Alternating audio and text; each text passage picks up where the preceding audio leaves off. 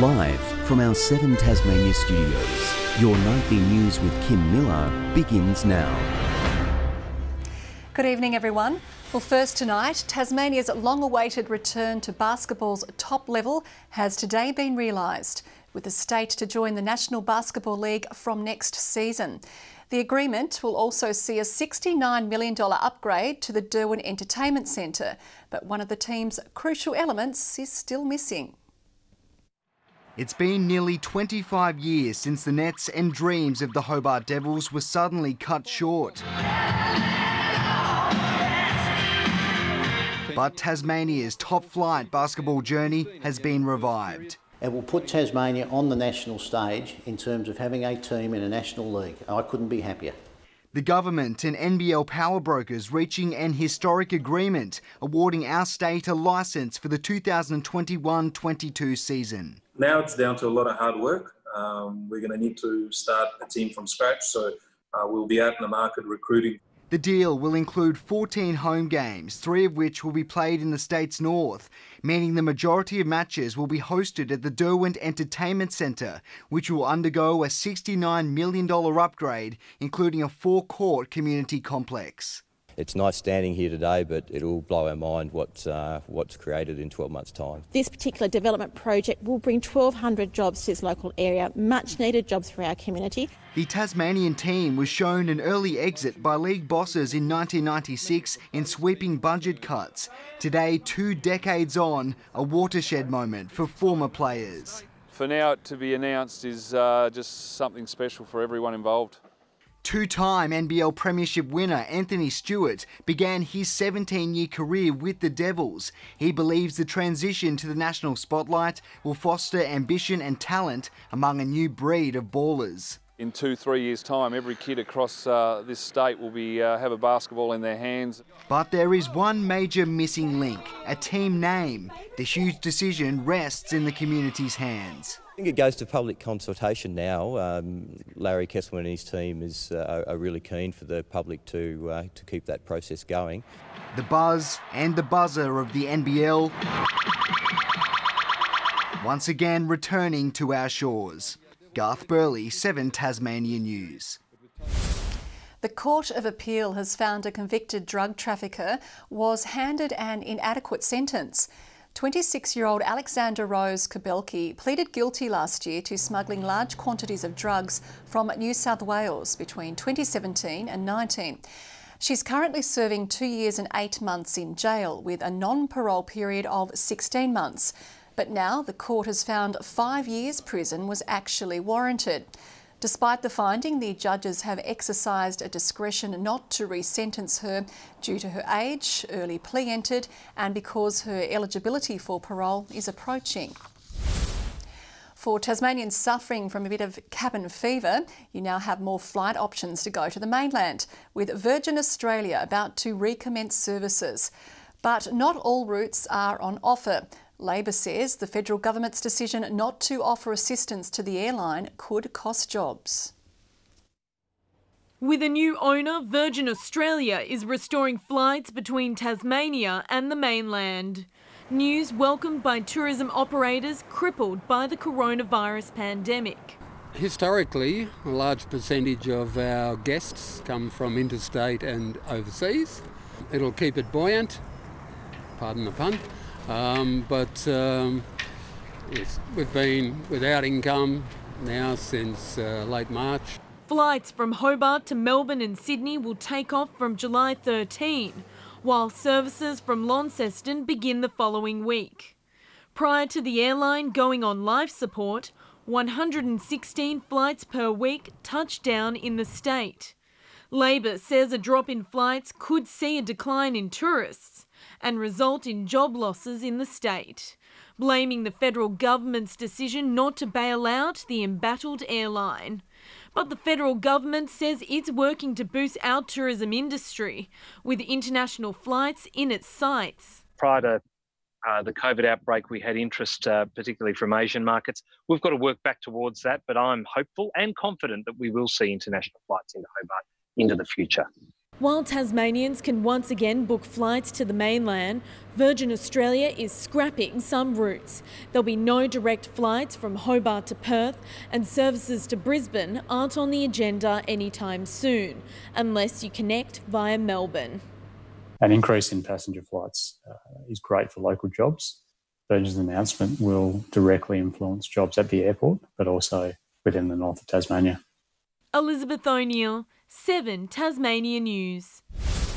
Tasmania's Auditor-General has announced investigations into several aspects of the government's handling of the COVID-19 outbreak. Audits will examine the government's stimulus and financial support payments, amid criticisms from some local businesses that missed out. The government's wider response to the pandemic will be reviewed to evaluate our state's emergency arrangements. Management and the timely allocation of personal protective equipment will also be audited. Most of the findings are expected to be released by the end of the year. And the state government has apologised to those businesses which incorrectly missed out on coronavirus grants. It comes after several owners were left in shock, saying they'd been unfairly assessed for emergency funding to keep their businesses afloat. 17 recipients have now been given additional money following further assessment, with 141 applications submitted for review. For the businesses that are incorrectly assessed, I do apologise. This has been a very stressful experience for many businesses around Tasmania. The department is still reviewing 56 cases. The State Control Centre, in charge of Tasmania's coronavirus response, has defended the process for granting quarantine exemptions. The government faced questions today over exemptions made for hotel construction workers, but maintains the process was independent and approvals required evidence.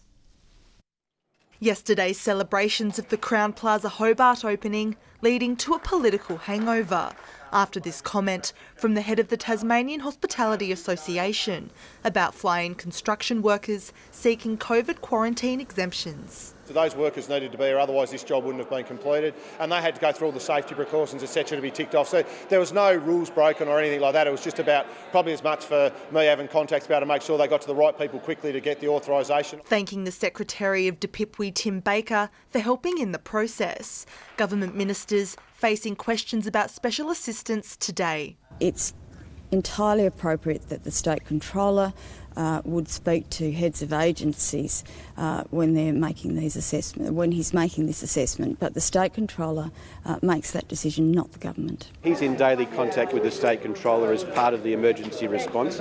He's in a good position to be able to pass on these sorts of requests for assistance. Only specialist labour that was required in terms of projects or in terms of other industry sectors would have been allowed into the state.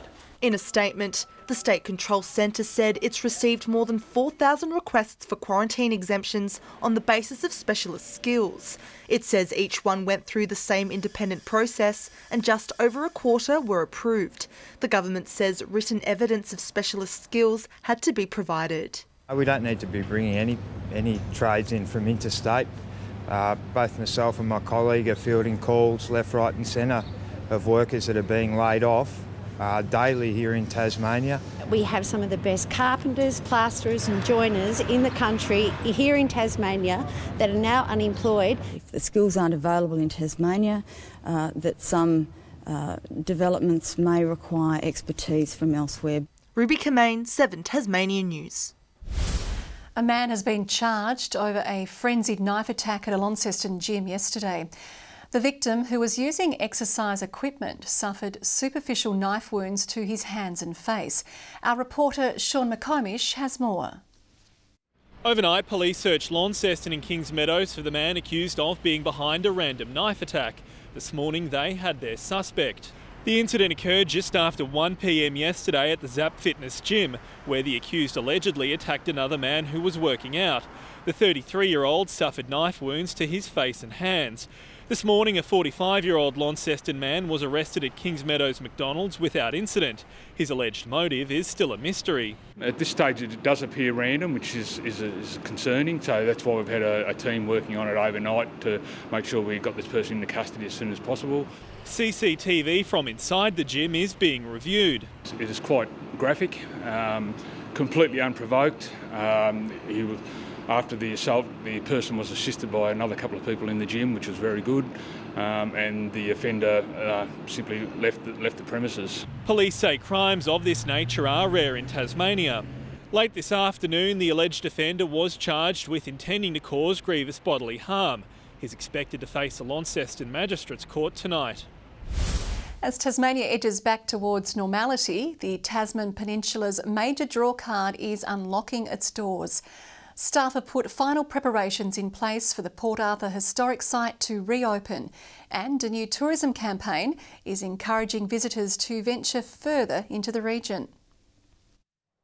Botanicals straight from the garden and into the still. The homegrown ingredients here at the Impression Bay Distillery, putting its gin on the map. I'm using Kunzia, saltbush and mountain pepperberry. It creates a sort of a slight floral back note. It's one of several Tasman Peninsula businesses featured on this new map, encouraging visitors to see more, especially as coronavirus shutdowns forced the busy hotspot into hibernation. Everything was starting to move in the right direction, but then, as we all know, coronavirus took over, and it's been more than slow, it's been dead. It's hit the peninsula really hard.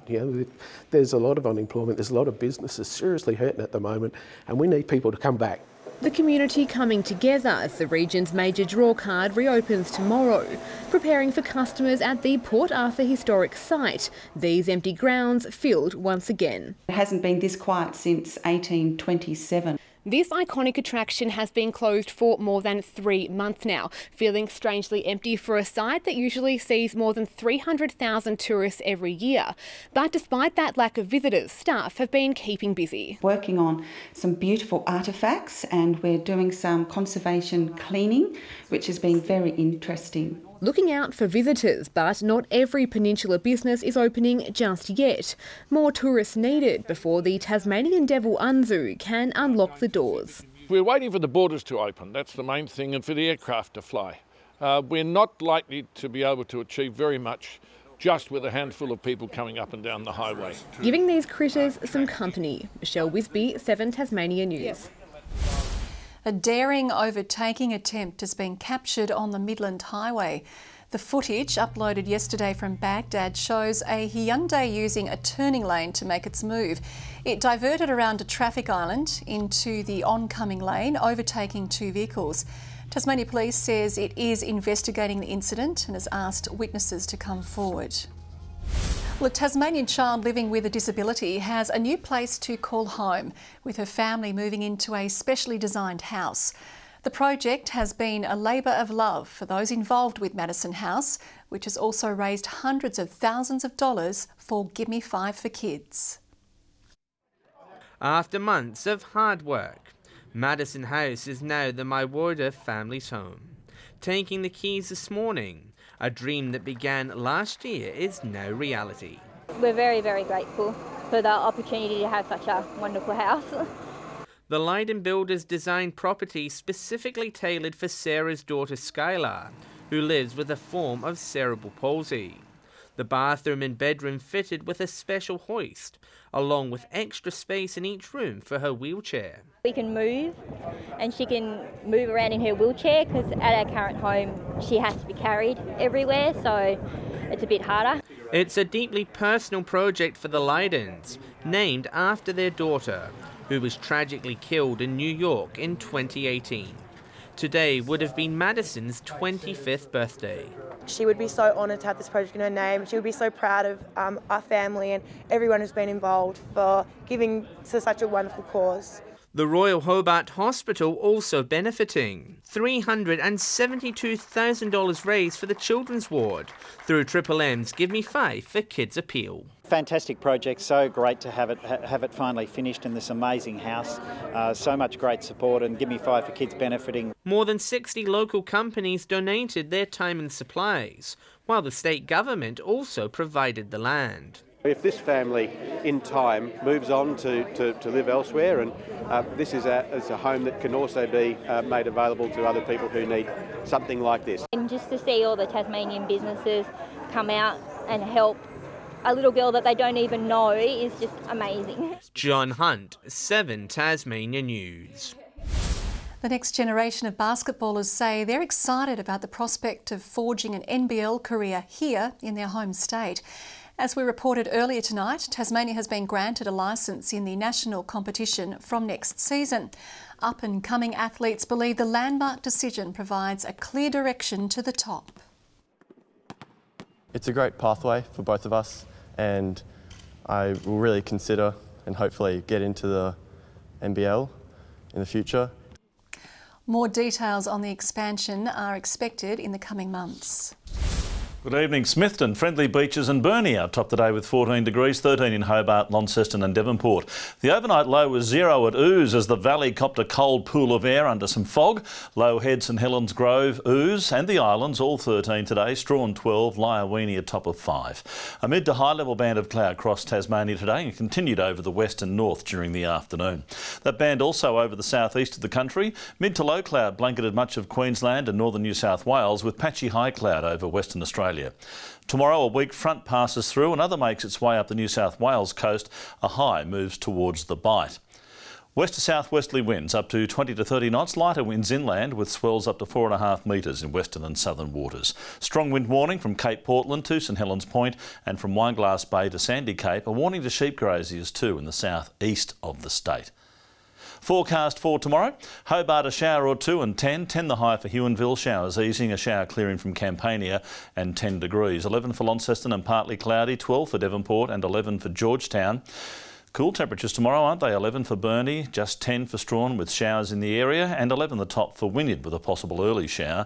13 the high for St Helens, Swansea an afternoon shower with 11 and just 9 for Port Arthur. Showers easing later in the day there. Saturday, a shower over the west, Bass Strait and southeast, otherwise fine. Showers over the west, central and far south on Sunday. And on Monday, showers over the west and far south extending statewide in the afternoon. Sunny in Perth tomorrow, a shower for Adelaide. Cool and showery in Melbourne, a frosty start in Canberra. Cloudy for the rest of the day there. Sunny for Sydney and Brisbane. Clear in Hobart at the moment, 11 right now, 9 in Launceston, partly cloudy in Devonport and 10. A cool day tomorrow, Kim. There'll be puffer jackets everywhere. The Tassie tuxedo. Thanks, Merv. That's all your news for now. I'll be back later with updates. Thanks for joining us. Good night.